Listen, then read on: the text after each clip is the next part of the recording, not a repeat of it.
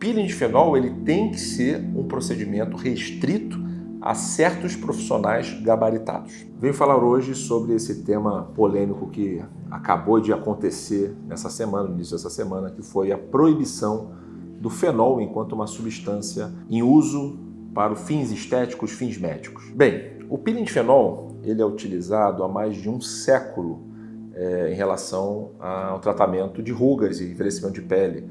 Também podem ser beneficiados os pacientes com cicatrizes de acne e alguns tipos de mancha, como mancha senis. Em alguns casos de melasma também ele é muito interessante. Infelizmente, fato que aconteceu com uma pessoa que não era habilitada para fazer o procedimento e que não tinha simplesmente nenhuma formação, e mesmo que tivesse, não era a formação correta para que se executasse a técnica, que são os médicos, houve uma fatalidade que ainda não sabemos o laudo do IML sobre o que foi realmente a causa da morte desse paciente. Isso é muito importante ser falado. Pode ter sido fenol também, mas pode ter sido outros componentes, porque ali foi utilizado ali anestésicos locais em altíssimas doses naquele procedimento, que também é uma substância que existe risco de parada cardíaca e morte, em grandes doses, obviamente, né? Nós utilizamos anestésicos locais todos os dias, dentro de uma concentração, de uma quantidade, uma dose restrita, certo? É uma das nossas preocupações enquanto médicos. Não foi respeitado absolutamente nenhuma regra de dose com relação àquele paciente que acabou vindo a óbito. Foi realizada uma sobredose naquele caso em relação, provavelmente, a anestésicos locais e potencialmente, talvez, em relação ao peeling de fenol. A gente não sabe, em relação ao fenol, a substância fenol, certo?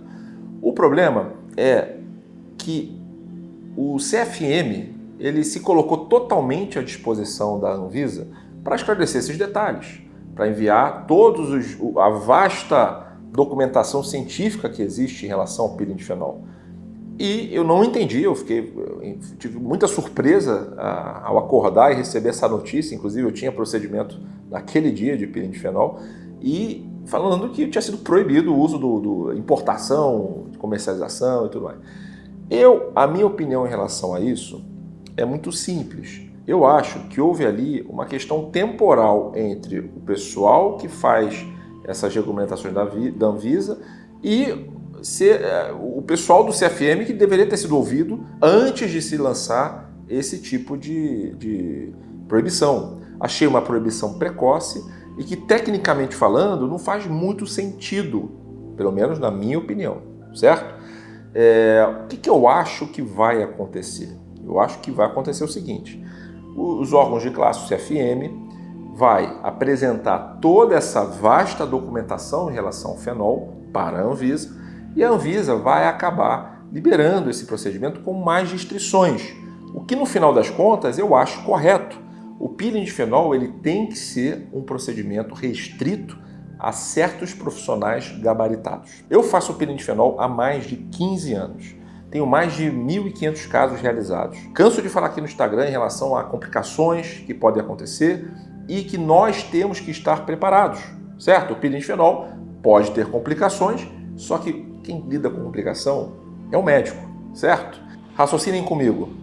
O peeling de fenol está há anos sendo um procedimento muito sem legislação em cima dele, ou seja, biomédicos, esteticistas,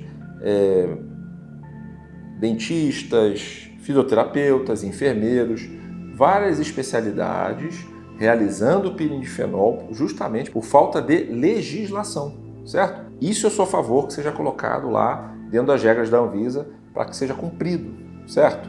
Mas não simplesmente uma medida de proibição completa, o que, ao meu ver, né, não está combinando com todo esse histórico fantástico, inclusive, eu posso dizer com muita tranquilidade, um histórico fantástico de resultados, segurança para os pacientes. Mesmo com todos esses outros profissionais fazendo por anos esse procedimento, nós tivemos a primeira morte, que ainda não sabemos se realmente foi causada pelo fenol, talvez pelo fenol, certo?